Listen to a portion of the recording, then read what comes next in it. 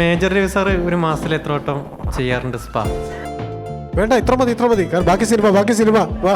ഞാൻ പറയട്ടെ, ഞാൻ ഒരു കാര്യം നോട്ടീസ് ചെയ്ത്, എല്ലാവരും നോട്ടീസ് ചെയ്തോ, ഈ ആണുങ്ങൾക്ക് മാത്രം ഭയങ്കര നാണം. പെണ്ണുങ്ങൾ പോയിട്ട് സ്പാ എടുത്തിട്ടുണ്ട്. ഈ പ്രശ്നങ്ങളൊക്കെ വരുന്നത് ആണുങ്ങൾ ഇൻവോൾവ് ആകുമ്പോഴാണ്. ഈ കവുത്തി കിടത്തി കഴിഞ്ഞാൽ പുറകിൽ ആരായിരിക്കുന്ന പോലും കാണാൻ പറ്റില്ല. പിന്നെ എന്ത് ചോദിക്കാനാണ്? I know how to relax myself. ഇത്രയും ചോദ്യങ്ങൾ നിങ്ങൾ ചോദിക്കുമ്പോൾ അത് ഈ സിനിമയ്ക്ക് മാത്രമുള്ളതാണ്. ഇതൊന്നും അല്ല നിങ്ങൾക്ക് അറിയേണ്ടത് അല്ലേ?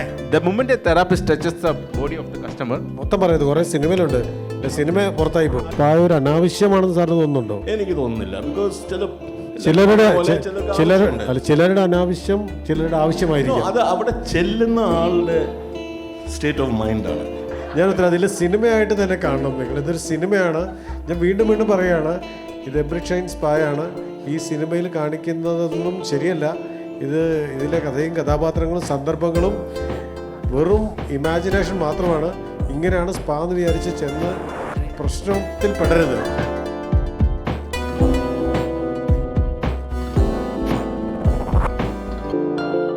അല്ലൻ, ഈ സ്പാ എന്ന് പറയുന്ന തിരുമൽ കേന്ദ്രങ്ങൾ, മസാജ് സെൻറ്റർ, അവിടെ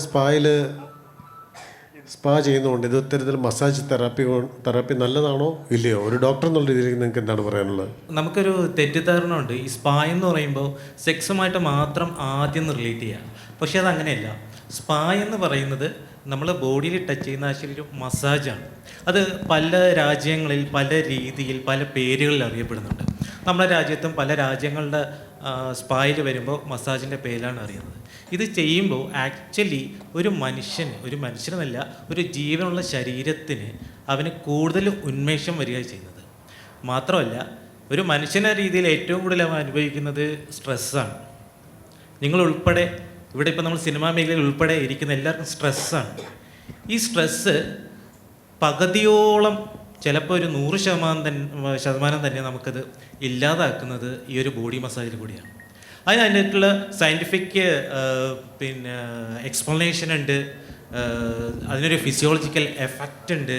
ബോഡി മസാജ് ചെയ്യുമ്പോൾ നമ്മുടെ നെർവ് എൻഡിങ്സ് സ്റ്റിമുലേറ്റ് ചെയ്യുമ്പോൾ നമ്മുടെ ഹാപ്പി ഹോർമോണല്ലോ ഇത് സ്റ്റിമുലേറ്റ് ചെയ്യുക, നമ്മുടെ സ്ട്രെസ്സ് കുറയുക.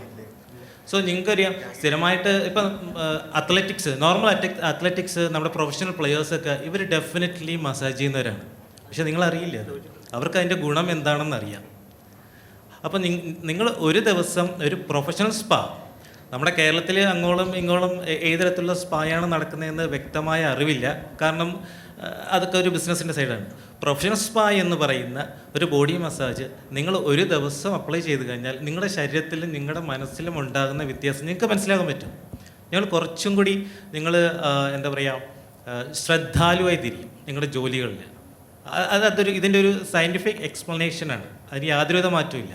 ആൻഡ് പ്രൊഫഷണലി ട്രെയിൻഡുകളെല്ലാം അവർക്ക് ഈ 3/4 ഇഞ്ച് ഗ്യാപ്പ് എവിടെയാണെന്ന് കൃത്യമായി അറിയുന്നവരാണ്, അത് പാലിക്കുന്നവരാണ്. നിങ്ങൾ ഈ 3/4 ഇഞ്ചോ അല്ല 1/2 ഇഞ്ചോ ഗ്യാപ്പ് വിട്ട കാര്യം മാറി. അത് സ്ട്രിക്റ്റ് ആയിട്ട് ഈ പറയുന്ന പോലെ പ്രൊഫഷണൽ സ്പാകൾ അതിന് കൃത്യമായുള്ള ഗൈഡ് ലൈൻസ് ഉണ്ട്, ട്രെയിനിങ്സ് ഉണ്ട്, സർട്ടിഫിക്കേഷൻ ഉണ്ട്. അങ്ങനെയാണ് പ്രൊഫഷണൽ സ്പാ മെയിൻറ്റെയിൻ ചെയ്യുന്നത്. ഇതിന് എന്തെങ്കിലും പ്രൊഫഷണൽ കോഴ്സ് ഉണ്ടോ? തീർച്ചയായിട്ടും ഇത് ഇങ്ങനൊരു കോഴ്സ് ഏകീകരിക്കപ്പെട്ട രീതിയിലില്ല. I myself am trained. ഞാൻ VLCC ഓറിയൻ്റൽ സ്പാ തെറാപ്പിയിൽ സർട്ടിഫൈ ചെയ്ത ആളാണ്. ആൻഡ് ഒരുപാട് ഇപ്പം എൻ്റെ സ്റ്റാഫ് എല്ലാം നോർത്ത് ഈസ്റ്റ് എന്നുള്ള സ്റ്റാഫാണ്. അതായത് തെറാപ്പിസ്റ്റുകളെല്ലാം ഫീമെയിൽ തെറാപ്പിസ്റ്റ് മാത്രമേ ഉള്ളൂ. ആൻഡ് നോർത്ത് ഈസ്റ്റിൽ ഒരുപാട് സ്ഥലത്ത് സർക്കാരിൻ്റെ തന്നെ നേതൃത്വത്തിൽ ട്രെയിനിങ് കൊടുക്കുന്ന സ്ഥലങ്ങളുണ്ട്. പിന്നെ ഈ പറഞ്ഞ പോലെ നമ്മളും ചിലപ്പോഴൊക്കെ ട്രെയിൻ ചെയ്ത് അവർക്ക് സർട്ടിഫിക്കേഷൻ കൊടുക്കാറുണ്ട്. ഒരു ഏകീകൃതമായി ഒരു സർട്ടിഫിക്കേഷൻ സമ്പ്രദായം ഉണ്ടോ എന്ന് ചോദിച്ചാൽ ഇല്ല എന്ന് പറയേണ്ടി വരും. അങ്ങനെ വന്നാൽ സ്വാഗതം ചെയ്യും അതിനെ. സ്പാ എന്ന് പറയുന്നത് ബെൽജിയത്തിലെ ഒരു ടൗണിൻ്റെ പേരാണ്. അവിടുത്തെ ഹൈഡ്രോ തെറപ്പി, അതായത് വെള്ളം കൊണ്ട് തെറപ്പി ചെയ്യുന്നത്, ബോഡിയിലത്തെ ക്ഷീണമൊക്കെ സ്ട്രെസ് മാറ്റിയെടുക്കുന്ന ഒരു therapy. I think 16th or 17th century അവർ ഡിസ്കവർ ചെയ്തതാണ്. ആ സമയത്ത് that is a small city in Belgium was called spa. അപ്പോൾ അവിടെ നിന്നാണ് പേര് വന്നത്. That is with origin. കൂടാതെ വേറെ വെർഷൻസ് ഉണ്ട് അല്ലേ? എന്താണ് അതിൻ്റെ വേറെ വെർഷൻസ്? എന്താണ് ശ്രീകാന്ത്? സിനിമയിൽ ഞാൻ ഡീറ്റെയിൽ ആയിട്ട് പറയുന്നത് സിനിമ കണ്ടാൽ സിനിമ കണ്ടാൽ മനസ്സിലാവും. വേണ്ട സാർ ഒരു കാര്യം, എനിക്ക് വേറൊരു പോയിന്റ് പറയാനുള്ളത്, ഈ മുക്കാലിഞ്ചിൻ്റെ വ്യത്യാസം എന്ന് പറഞ്ഞില്ലേ, ആ വ്യത്യാസത്തിന് ഉത്തരവാദി സ്പാ നടത്തുന്നവരോ സ്പാ സ്പെഷ്യലിസ്റ്റ് തെറാപ്പിസ്റ്റുകളോ അല്ല. അതിന് ഉത്തരവാദി ഈ ചെല്ലുന്ന ആൾ കൂടിയാണ്. ഞാൻ ആയുർവേദ ഡോക്ടറാണ്.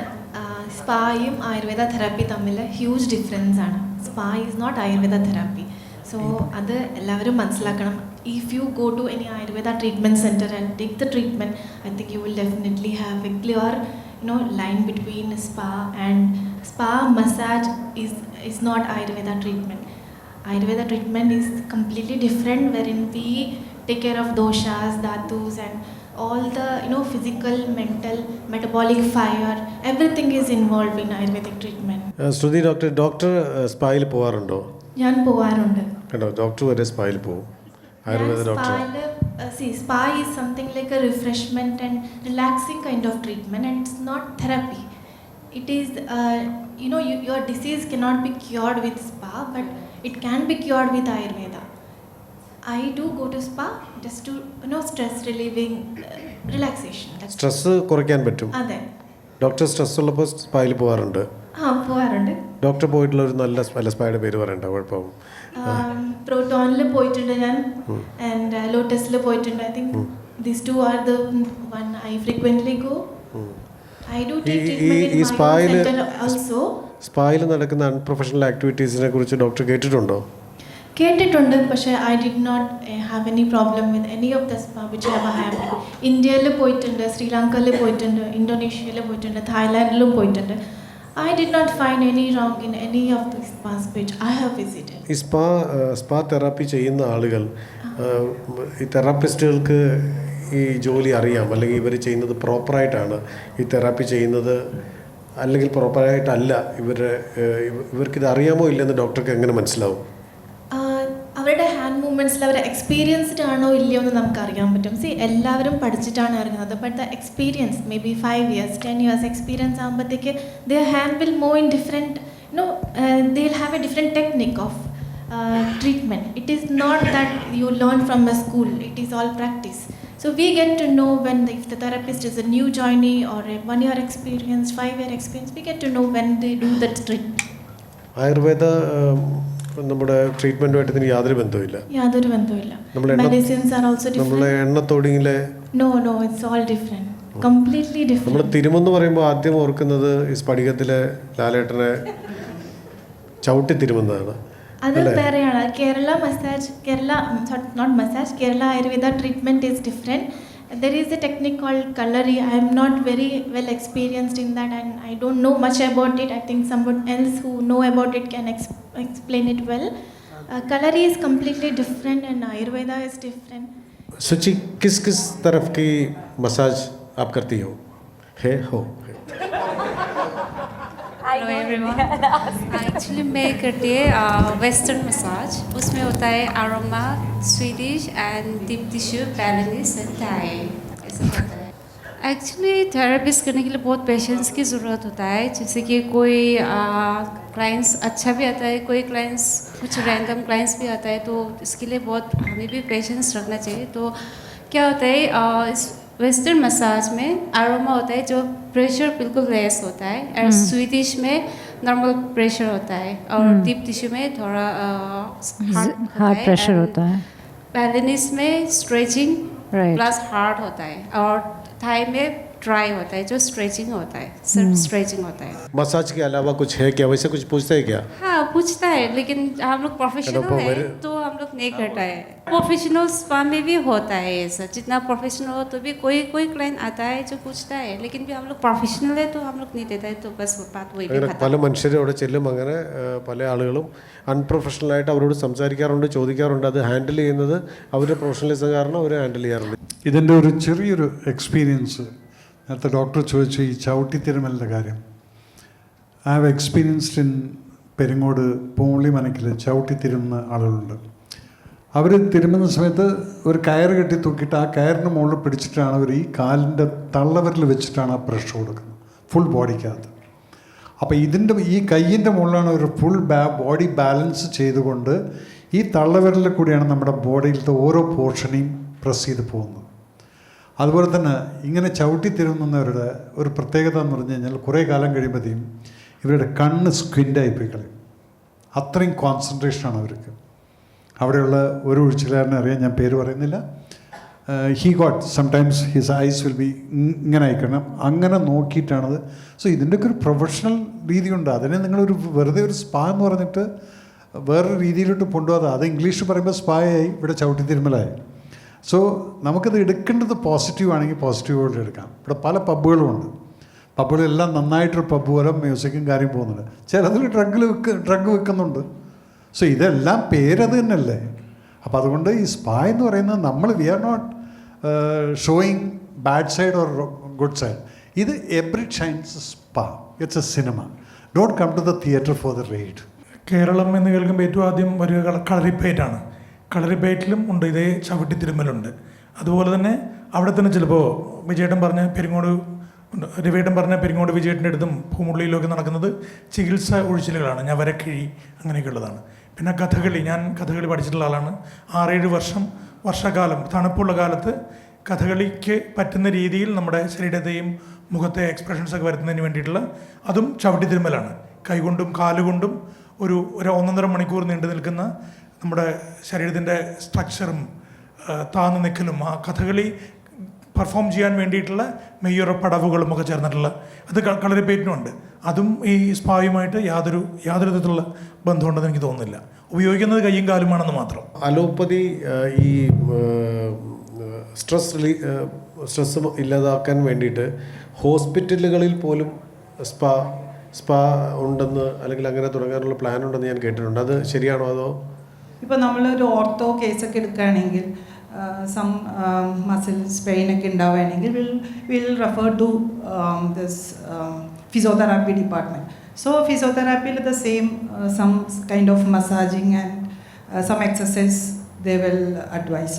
അപ്പോൾ എന്താ പറയുക, ഈവൻ അലോപ്പതിയിലും somehow something is related to massaging. I am not talking about spa അല്ല, ബട്ട് ഇറ്റ്സ് ഇൻ സ്പാ സെൻറ്ററിലും ഐ തിങ്ക് ഈ മസാജിങ് തന്നെയാണല്ലോ അവിടെ നടക്കുന്നത്.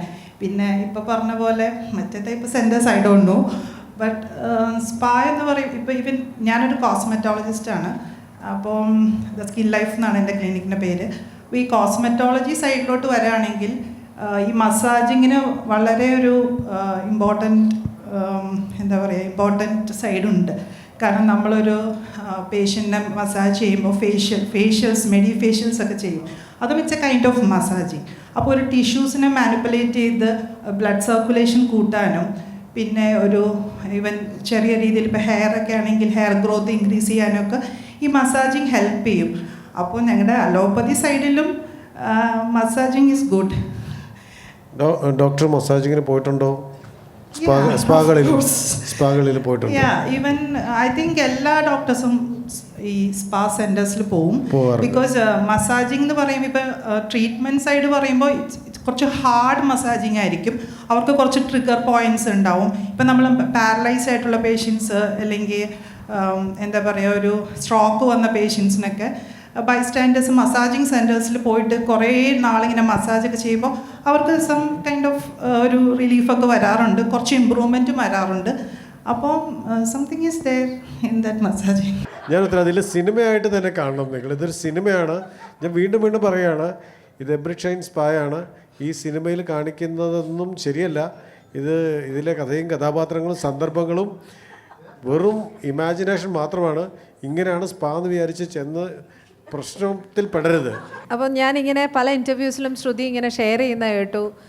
ഞാൻ ശരിക്കും കുറേയധികം സ്പാ സെൻറ്ററുകളിൽ പോയിട്ടുള്ളൊരു വ്യക്തിയാണ്. അപ്പോൾ അവിടുത്തെ സ്പാ ഇവിടുത്തെ സ്പാ എന്നൊക്കെ പറഞ്ഞ് കംബോഡിയ സ്പാ ഇങ്ങനെയൊക്കെ പറഞ്ഞ് ഞങ്ങളെ കൊതിപ്പിച്ചുകൊണ്ടിരിക്കുകയായിരുന്നു.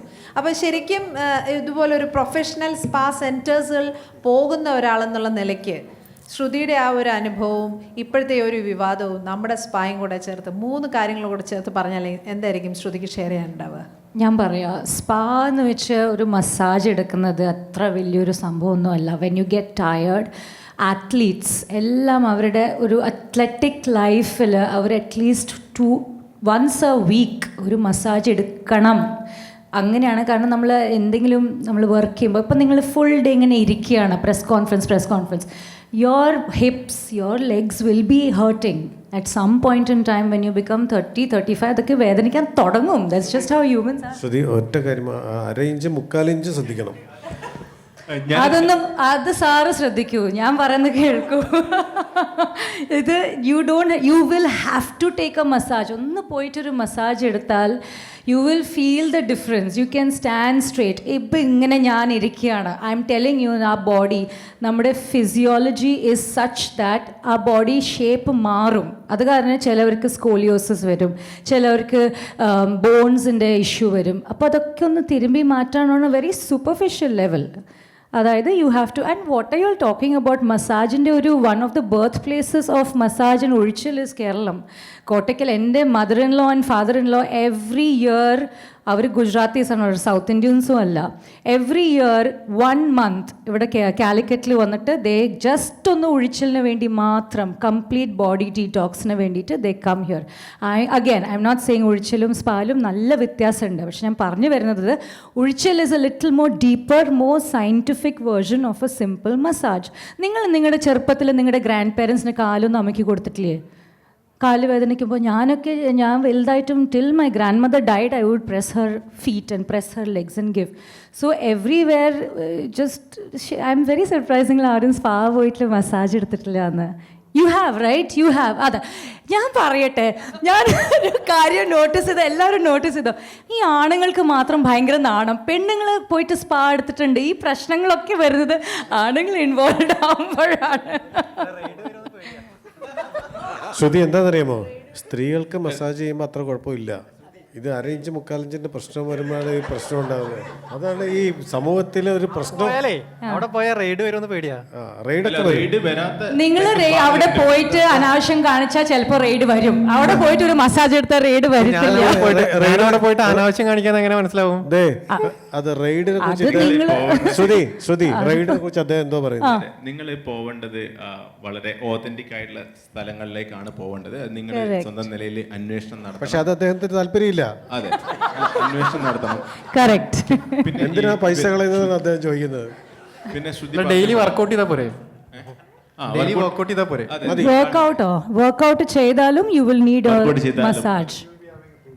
ഞാൻ റെഗുലർലി വർക്കൗട്ട് ചെയ്യുന്നതാണ്. You should have A massage.